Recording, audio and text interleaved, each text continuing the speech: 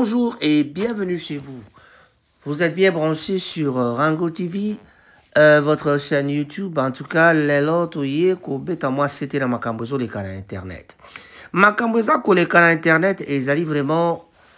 Ko kende mabe kaka bato no so baye baka ko lobate ezo kende mabe. Donc pesi mbote na bato ban so bakolanda biso. Mais les cambozali nini? Ba guerre entre ba leader, ba guerre entre ba fanatique.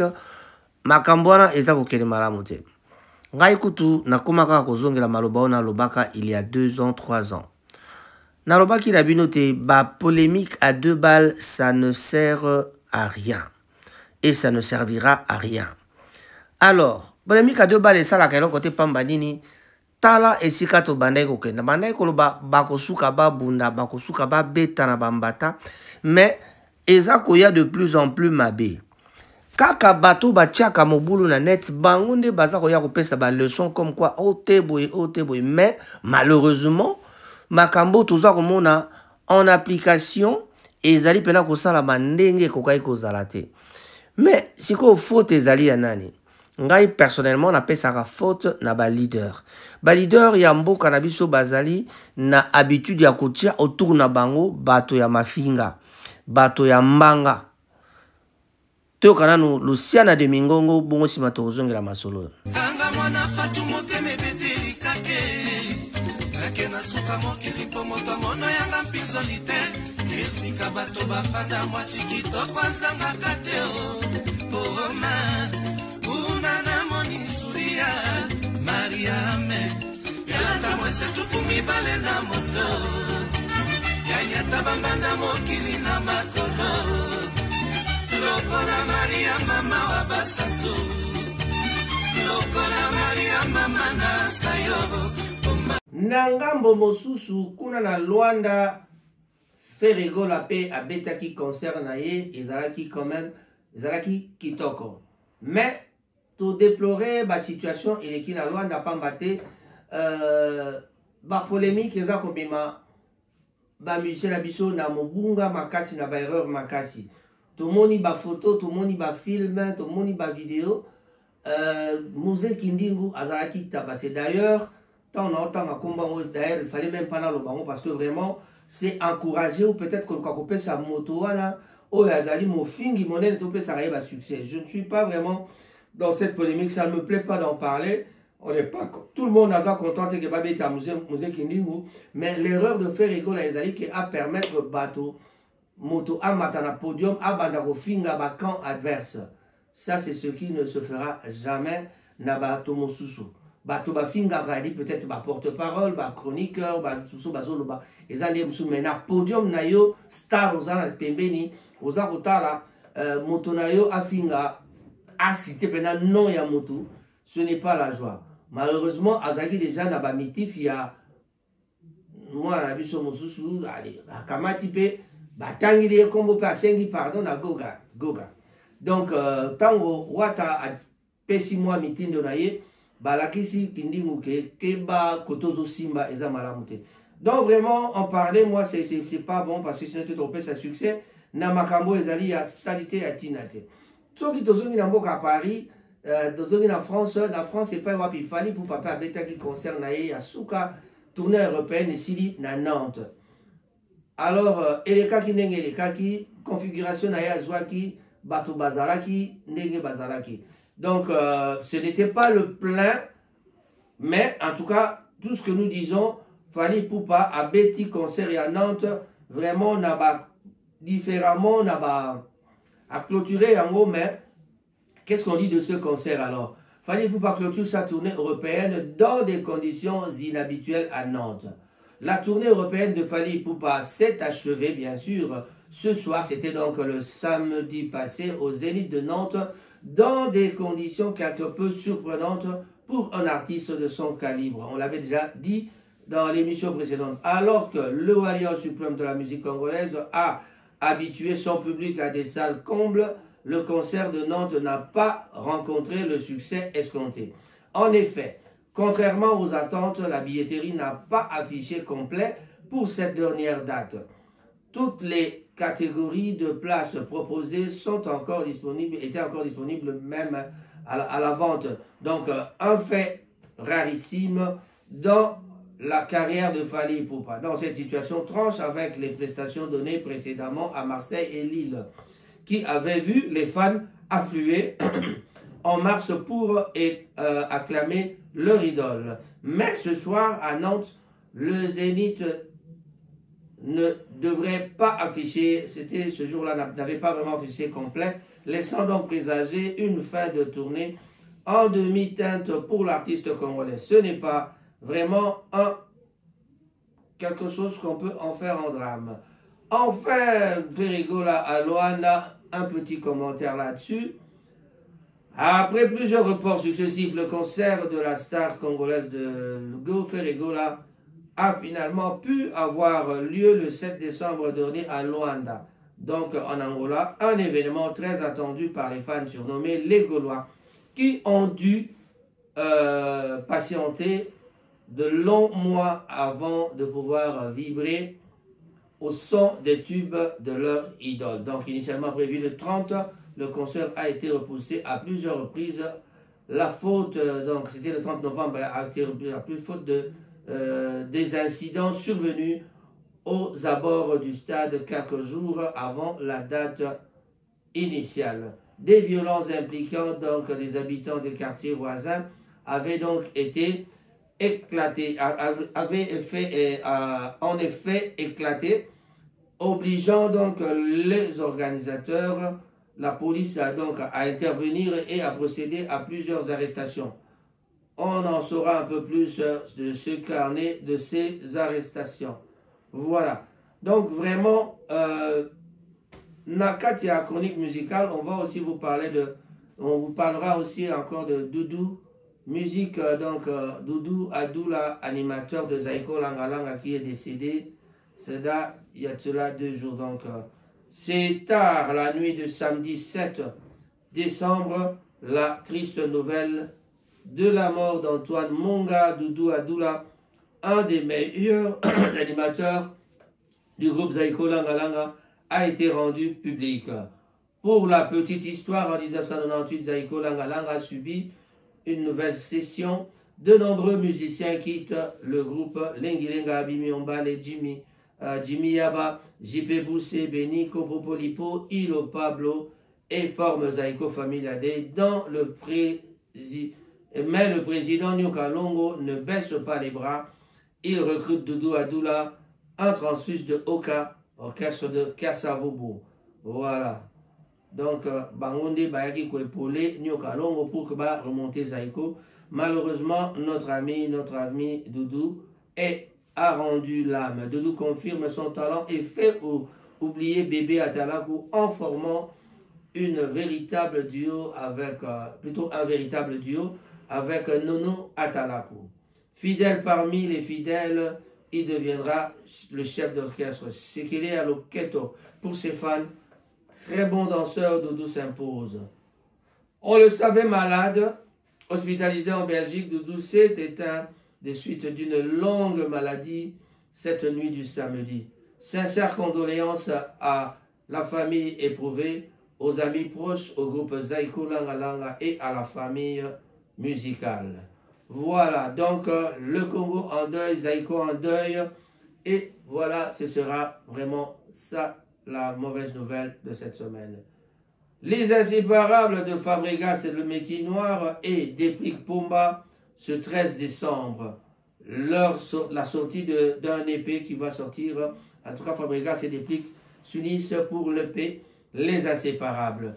C'est une collaboration très attendue qui voit le jour le 13 décembre prochain, donc le vendredi qui vient. Les deux artistes Fabregas, le métier noir et Déplique Pumba s'associent pour un projet musical intitulé Les Inséparables. En tout cas, vous êtes tous sans ignorer que les deux sont des anciens de l'orchestre Maison Mère. Voilà. Madjabou Gospel, un label chrétien congolais à l'honneur au Shine Gospel Awards. Lors de la prestigieuse cérémonie de Shine Gospel Awards 2024, 2024, sorry, pardon, qui s'est tenu le 6 décembre dernier. Un label chrétien congolais a particulièrement retenu l'attention, Majabu Gospel.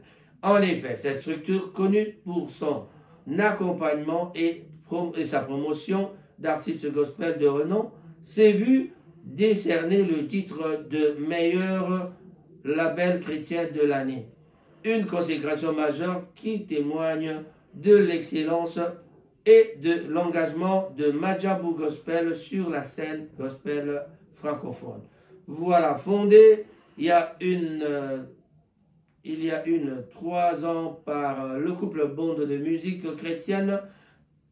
Ce label, basé en République démocratique du Congo, s'est donc rapidement imposé comme un acteur incontournable dans l'écosystème du gospel africain. Voilà, c'est encore des histoires à encourager.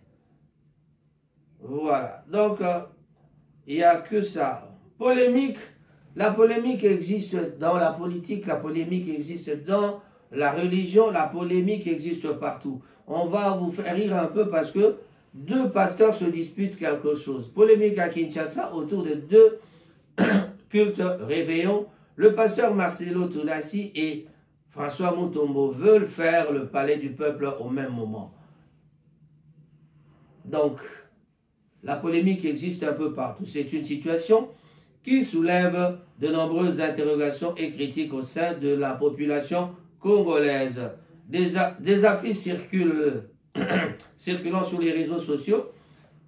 Les pasteurs François Mutombo, connu sous le nom de Voici l'homme, et Marcelo Tunasi prévoient d'organiser chacun un culte de réveillon le 31 décembre prochain au Palais du Peuple de Kinshasa. Voilà, on attend la fin. Qui gagnera? Trobi, on verra qui gagnera. Kasi, on qui disait que Tambola Kaka n'a pas désordre. N'entroba qui liboso, ba leader nabiso bazali ko tika ba désordre et kota kati na ba orchestre na bango. Ceux qui otali ba titre nengazo le kasu la toile, ba titre ezali kaka a ba salibo ba beti boy. Muzeki ndingu ba beti. Tsoko tozungi sima, il y a eu des attaques na ba Migenyema, il y a eu des attaques na ndekwa Migenyema et il y a eu des attaques na Era Ramses Bakali. Bato nyonso wana soko tali ba lobelaka toujours ba leader moko. Est-ce que ba kendaka bango nyonso na sens ya bien?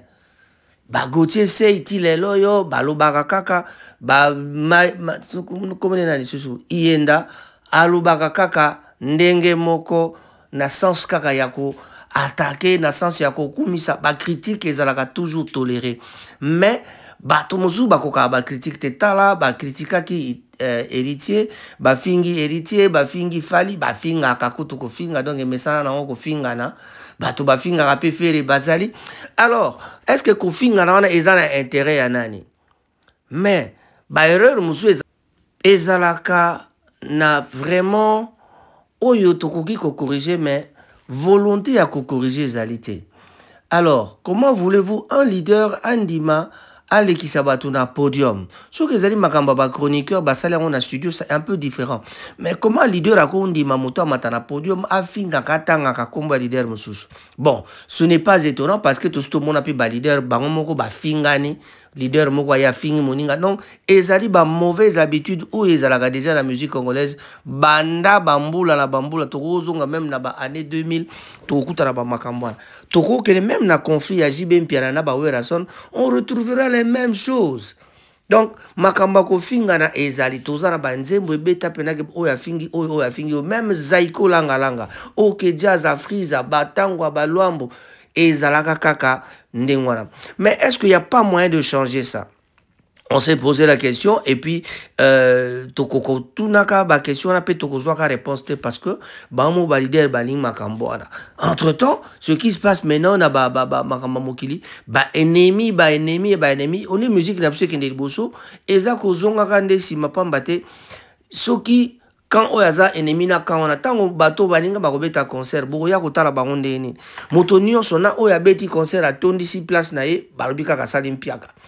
oh basala boye oh asali mpiaka donc mpiaka emonanaka kaka na adversaire, c'est-à-dire l'adversaire voit seulement oya moninga eza mpiaka bakoluka vide quelque part bamonika vide babi mpiaka faire ko la beti concert na Luanda na ba image ezomona ata musu bato bazebele mais soko yoki bato quand adverse balobi nini asali mpiaka héritier abeti bien bato bazalaki ebele otala kaka balobi kaka asalaki mpiaka c'est-à-dire bakozwaka image oyo na hero bato bazamuke baza même na technique ya kokamata bazwi image batie nzembo tango bato bazalaki te mais bazwi image oyo ya ebandeli ya concert batie yango na place neti concert ezali kobeta nzembo asuka. Donc vraiment on ne sait plus conseiller les gens, donc moto na moto mwana na mwana a débrouiller na ndenge na ye.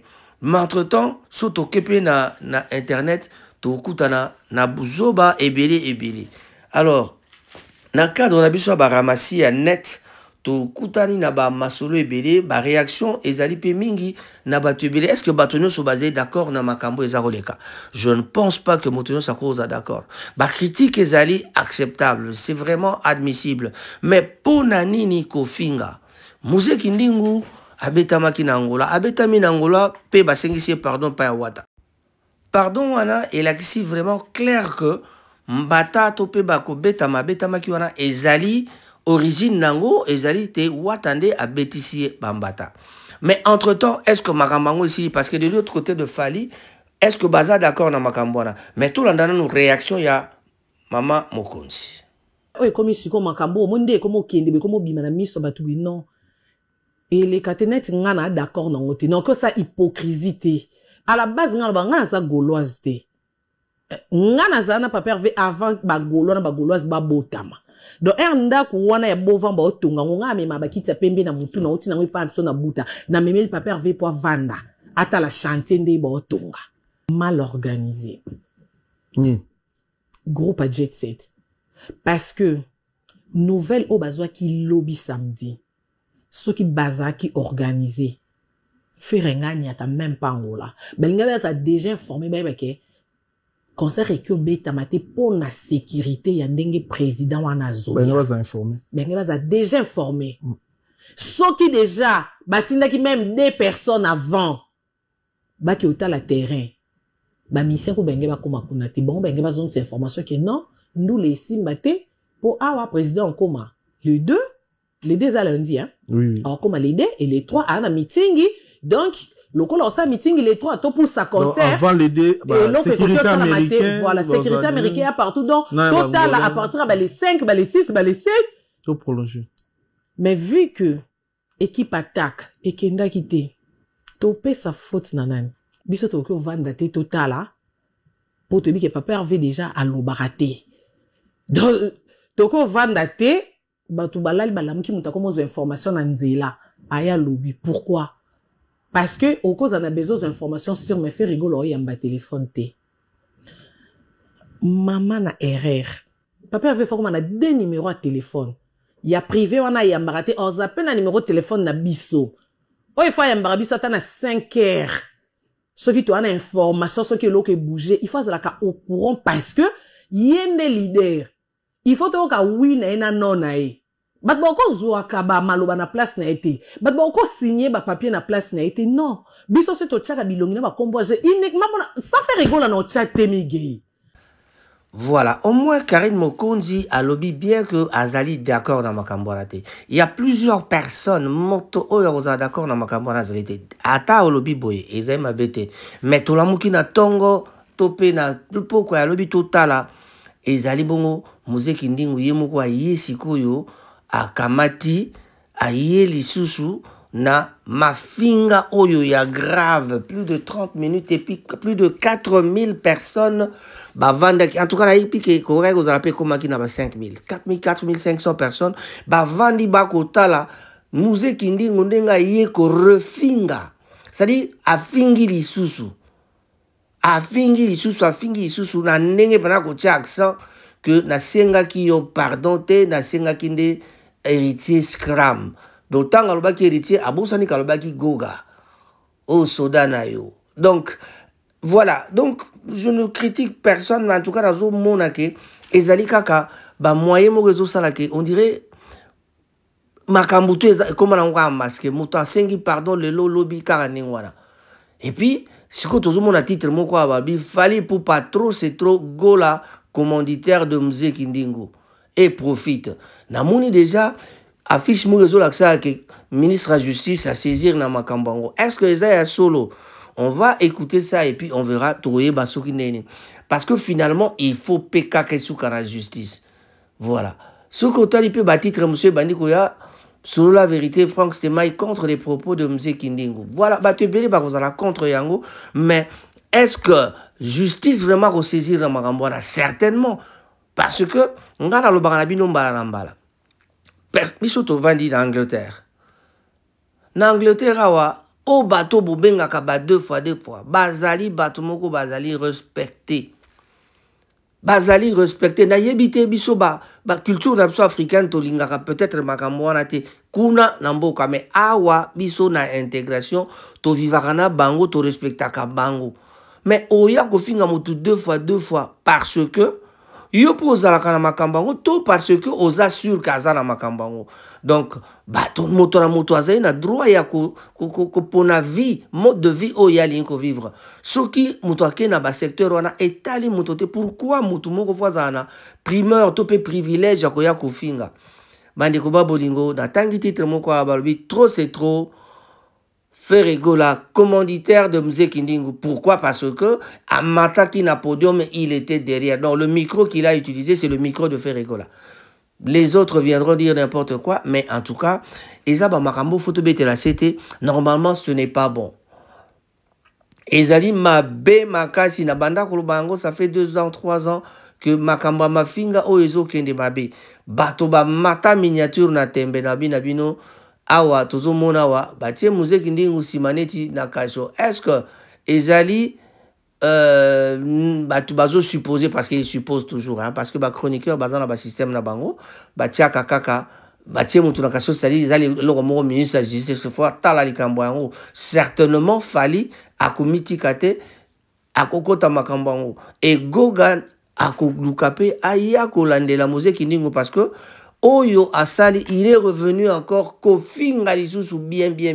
Zoba na ko beta yo, tout ça batiki la biso de. Ozo senga même kutu ministre atike la bango terrain babunda. Donc peut-être ministre sport atike la bango terrain babunda. Osala sport wapi pona koya ko senga bitumba officiellement. Et de l'autre côté, na makambo etali baleki ya pe balobi makambo ezama bekuna. Ba menasaki ndeko Big Zaga na mwana mwasi moko boye na ba hotel esika ba kendeki na Nantes. Donc ba menace ba songi koti ba ke koyebisa edi ba diata makambo. Il y a toujours des problèmes. Voilà. Et puis ba titre ezali koloba Fere atindi Mzee Kindingu amutakalize héritier wata nafali. Nafimbu. Donc, ça se voit qu'il y a un problème quelque part. Certainement, Ferregola, de son caractère, à côté n'a penza boyete ça là. Mais tant qu'on pèse mon micro à l'oba et que à bandi kolobaba insanité, je crois qu'il serait possible que moto a mekako freiner. Alors ben non, Mzee Kindingu dosé tika makamboala. Voilà.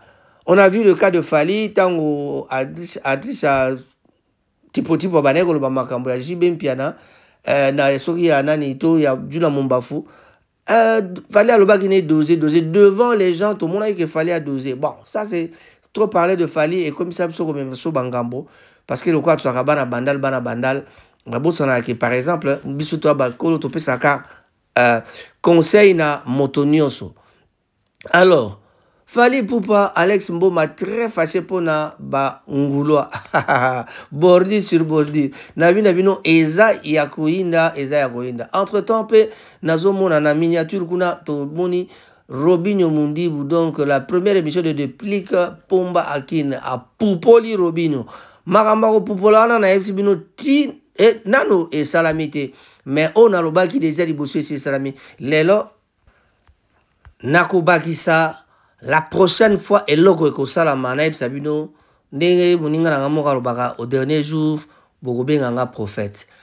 bagarre pene ko sala mapna ya ba leader ba petio ya miki ba déplique ba Robinho ba okuta na nzela ba ko beta na pena makofi boko kabola bango boye ba yango boko kabola bango pena makofi boye bi masolo ya ba héritier ba bundisaka ba batimo ba bundisaka nani brigade mais sikoyo ezo kende na ndenge moko ke omona pena ki déplique na Fabregas bagarre osope Robinho na Fabregas bagarre ekosala makalate bobangate kalate bako kutana na terrain netre pe bako beta na makofi.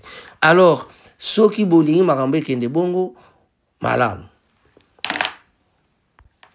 bozala sûr que na makambo ndenge zo kendele boy bakake kalate bako beta na penda makofi bako beta na makofi.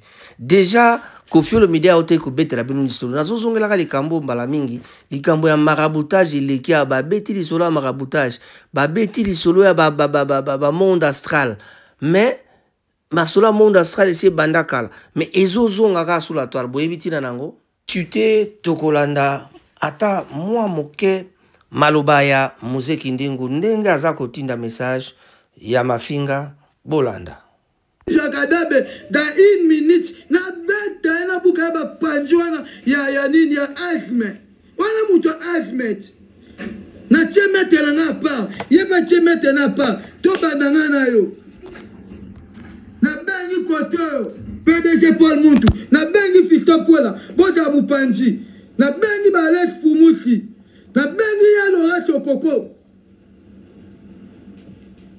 Naina mwana na richie na ko beta e mabe pete richie na ko beta yo de niveau na beta yo pete ozo kata li kofte oza pepele lokola ba papa loto bando alia na primaire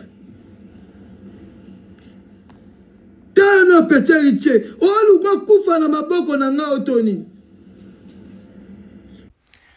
ekoki pe kozala kanda le fait kazala ki menacé mais vraiment ba leader na biso ba revoir makambo e batala situation oyo ezako ya mabe makasi ngambo nyonso ba erreur ezali ngambo nyonso mabe ezali nani akoki ko remédier na situation wana. Je crois que ministre ya justice na bato ya sensa oyo bio sensa te banani bureau ya Bosembe wana wa s'occupera makamba audiovisuel yende bangonde na ministre ya justice bakoki kokota makambo pour que bakoka ko kata likambo basukisa moto nyonso akoleka na télévision bêtise atakutu balobi YouTube ezali libre mais YouTube ya Congo soki l'équipe botalaka par exemple TikTok ya Japon TikTok ya Chine eza réglementé mais abiso eloko moko réglementation moko ezalaka te et pas na biso.